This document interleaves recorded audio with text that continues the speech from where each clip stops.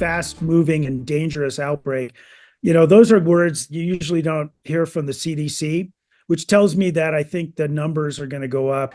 A food safety lawyer expressing concern tonight that E. coli is going to spread the outbreak. It's linked to McDonald's, specifically their quarter-pounder hamburgers. So some 50 people in 10 states now are sick. 26 of those are here in Colorado, and a Coloradan has died from this. Thank you so much for staying with us for Denver 7 News at 6. We want to go in depth now on this E. coli outbreak. We know now that most of those who became ill were in Grand Junction and Mesa County, including the one older Coloradan who died. So viewers have just flooded our email with questions. How can this happen? How can it be so deadly? Dr. Michelle Barron at the University of Colorado Schools of Public Health and Medicine, kind enough to join us, answer some of your questions.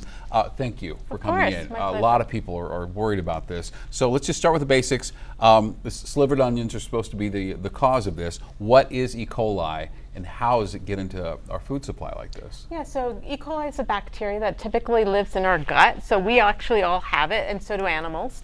And when the meat or foods are being processed, if there's contaminated water or soil that then potentially gets on these things, and especially if you're using fresh products, right? So there's no cooking that goes on, then it can potentially contaminate it, and then we eat it, and then once you ingest it, it causes the problems in your gut, basically. It causes the symptoms of diarrhea.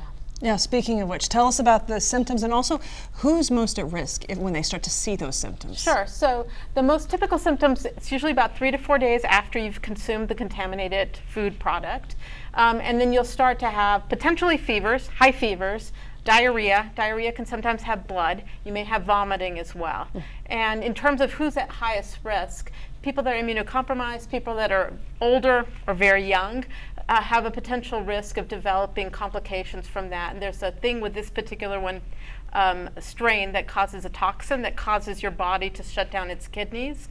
And that's where you get people that end up in the hospital from this. Most people will just have bad diarrhea. So, unfortunate enough to get it, what can you do to treat it? And also, what can you do to prevent it? You can't not eat.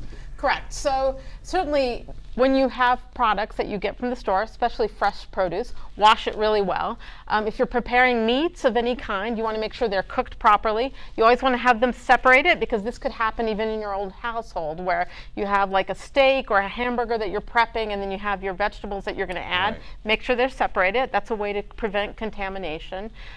In terms of what you do for treatment, there is no treatment. It's mainly making sure that you're able to keep fluids down and you don't get dehydrated.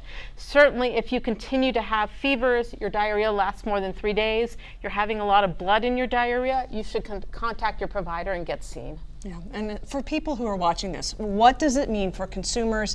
Who's responsible for this? Who's at fault when we're hearing all these stories about quarter pounders? Yeah, I think it's a question that's still being evaluated. I think they're obviously trying to figure out what it is. They assume that it might be the onions. At one point they were thinking it could have been the beef patties as well.